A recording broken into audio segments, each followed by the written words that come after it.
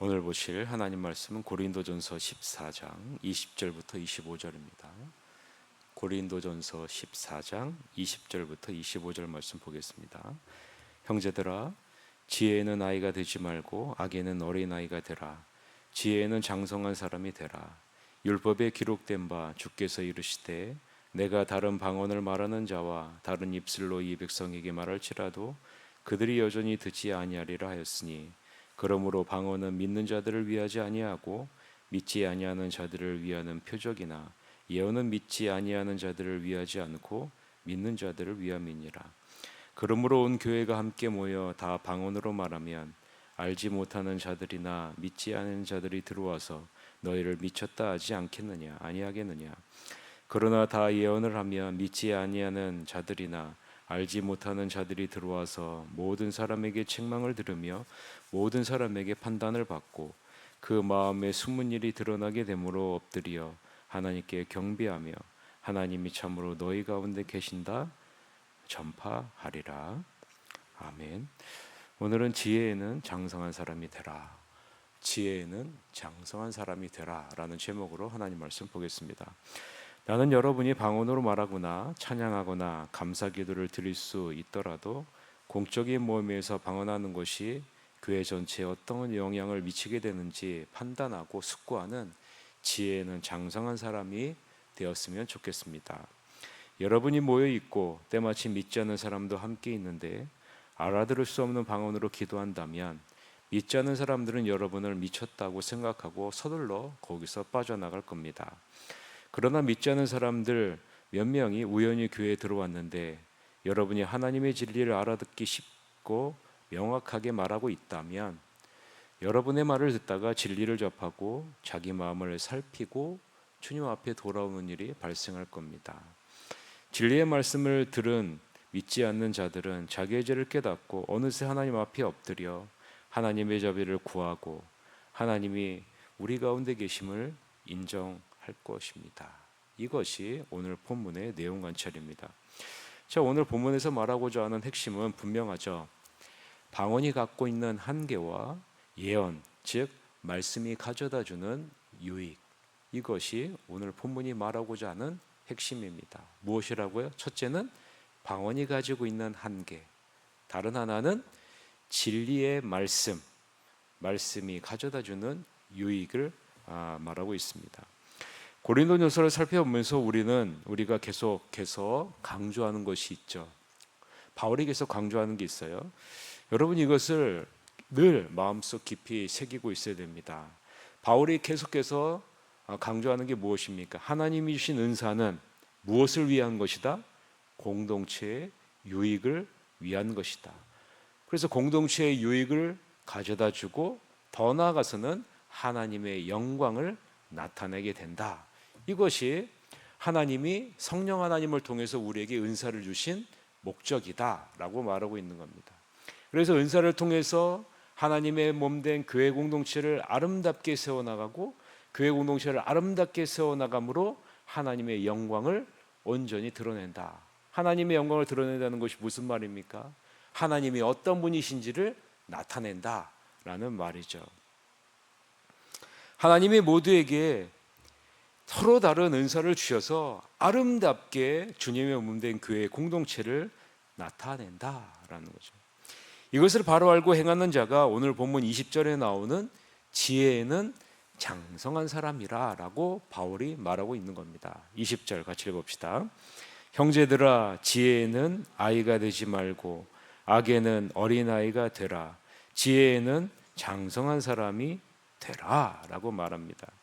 여기서 말하는 지혜는 어떤 문제에 대한 사려 깊은 사고 능력을 의미합니다. 어떤 문제에 대한 사려 깊은 사고 능력을 말하는 것이 지혜예요.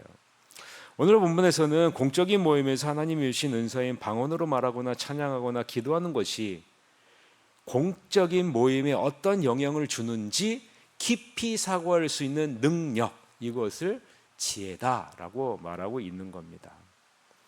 내가 공적인 모임에 다른 사람들이 알아들을 수 없는 방언으로 기도하는 것이 공동체 전체에 어떤 영향을 미치게 되는지 깊이 판단하고 숙고할 수 있는 능력이 바로 지혜라라는 거죠.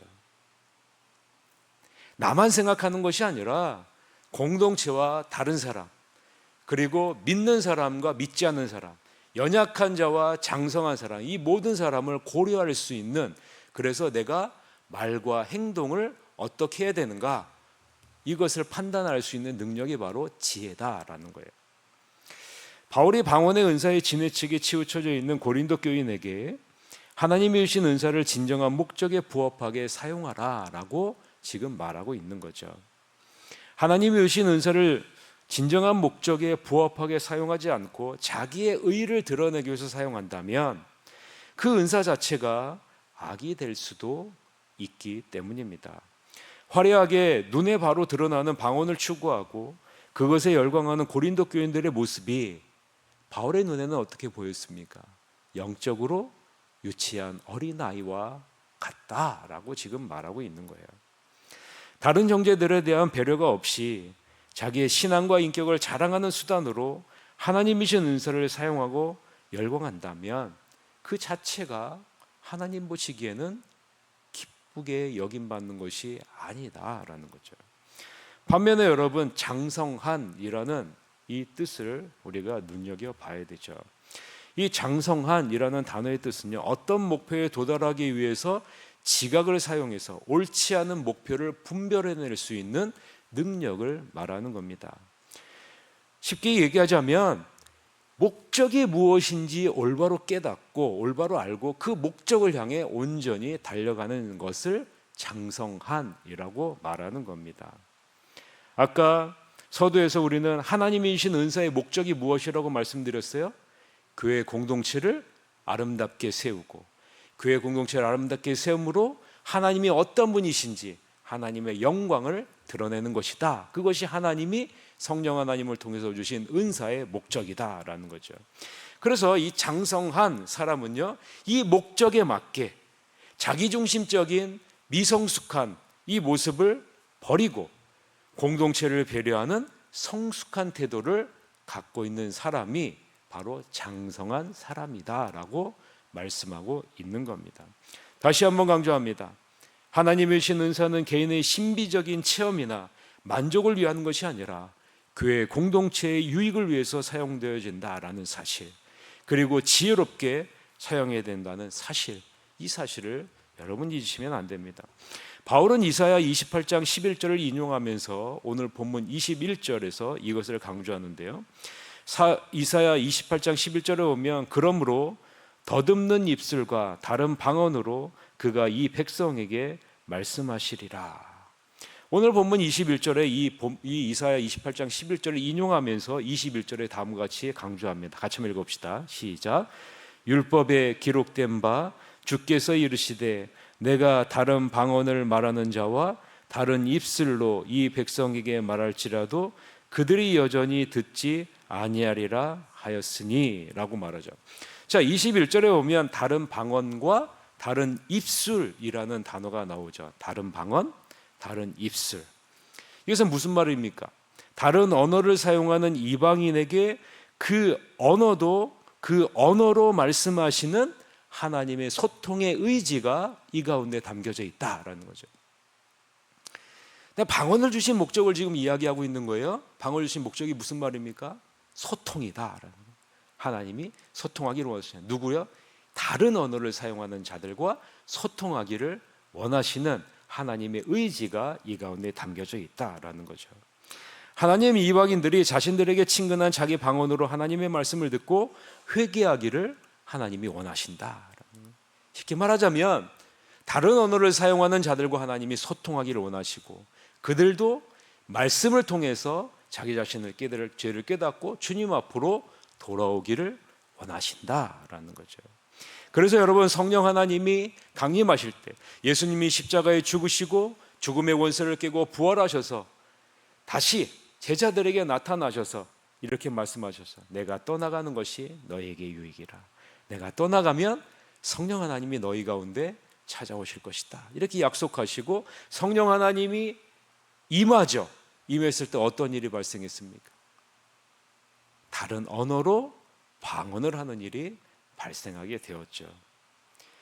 바울은 방언의 원래 자리가 믿지 아니하는 불신자 혹은 이방인을 위한 표적이었다라는 사실을 분명하게 말해주고 있는 겁니다. 자기의 만족과 자기의 은사를 자랑하기 위한 수단으로 준 것이 아니라 다른 언어를 사용하는 자들에게 소통하고자 원하시는, 그리고 그들의 영혼까지도 구원하기를 원하시는 하나님의 목적이, 하나님이 주신 이 은사, 예를 들자면 방언이죠. 방언 안에 담겨져 있는 것이다 라고 말씀해주고 있는 겁니다. 그래서 바울은요, 공적인 모임에서 통역 없이 방언하는 것을 금한다 라고 말하고 있는 거예요. 왜냐하면 믿지 않는 자들에게 혼란을 줄 수 있기 때문에 그렇습니다. 반면에 여러분, 예언, 이 예언은 무엇이에요? 하나님의 말씀이죠. 즉 예언적 말씀은 하나님의 뜻을 밝히 드러내므로 듣는 사람들로 하여금 자신의 행동 가운데 잘못된 것을 깨닫게 하고 그 죄를 인정하게 해주는, 주님 앞에 나오게 해주는 유익이 있다라는 거죠. 하나님의 말씀은, 예언은 믿지 않는 자들의 마음 깊은 곳까지 비추어서 삶의 문제를 드러내므로 하나님 앞에 엎드리게 하는, 삶의 변화를 일으키는 유익을 가져다 준다라는 거죠. 그것이 예언, 즉 말씀이다라는 거예요. 그 내용이 22절부터 25절입니다. 같이 한번 읽읍시다. 그러므로 방언은 믿는 자들을 위하지 아니하고 믿지 아니하는 자들을 위하는 표적이나, 예언은 믿지 아니하는 자들을 위하지 않고 믿는 자들을 위함이니라. 그러므로 온 교회가 함께 모여 다 방언으로 말하면 알지 못하는 자들이나 믿지 않은 자들이 들어와서 너희를 미쳤다 하지 아니하겠느냐. 그러나 다 예언을 하면 믿지 않은 자들이나 알지 못하는 자들이 들어와서 모든 사람에게 책망을 들으며 모든 사람에게 판단을 받고 그 마음에 숨은 일들이 드러나게 되므로 엎드려 하나님께 경배하며 하나님이 참으로 너희 가운데 계신다 전파하리라 라고 말하죠. 바울은 방언의 한계와 예언의 유익을 거듭 강조합니다. 바울은 교회가 자기중심적인 질서 없는 모습을 바로잡기 위해서는 무엇이 필요하다는 거예요? 예언이 반드시 필요하다. 말씀이 반드시 필요하다. 예언은 함께하는 자들을 책망하고 연약한 자들을 바로잡는, 교회 가운데 공동체가 힘있게 세울 수 있는 유익을 가져다 주기 때문에 그렇습니다. 예언이 은혜롭게 전달되면 믿음이 없는 사람들도 이를 보고 듣고 하나님을 인정하며 찬양하는 자리에 설 수 있기 때문이죠. 그래서 예언적 말씀은 신자든 불신자든 그들의 숨은 죄를 드러내 회개하는 자리에 이르게 하고 하나님을 인정하고 하나님을 경외하는 자리로 인도하는 유익이 있다라는 거죠. 그래서 우리는 날마다 무엇을 사모해야 돼요? 말씀을 사모해야 되는 거죠. 말씀을 사모해야 되는 거죠. 그 말씀을 깨달아야 되고요, 그 말씀에 순종하는 자리로 우리가 나아가야 됩니다. 그래서 여러분, 우리가 이 말씀을 전할 수 있는 이 은사를 위해서 우리가 사모하는 마음을 갖고 있어야 된다라는 거죠. 여러분, 성숙한 신앙이란 무슨 신앙입니까? 은사를 주신 목적, 즉 교회의 공동체 유익과 하나님의 영광을 위해 그 하나님이 주신 은사를 사용하고 늘 말씀에 자기를 비추면서 주님의 모습을, 주님의 뜻을 이루어가는 그런 모습이 성숙한 신앙인의 모습이라는 거죠. 아무쪼록 오늘도 지혜에는 장성한 자로 내 말과 행동이 공동체에 어떤 유익을 가져다 주는지 날마다 돌아보는 장성한 지혜를 가진 자로 날마다 세워지는 여러분이 되셔서 하나님의 선한 뜻을 온전히 이루어나가는 복된 하루가 되시기를 주님의 이름으로 간절히 축원합니다. 기도하시겠습니다.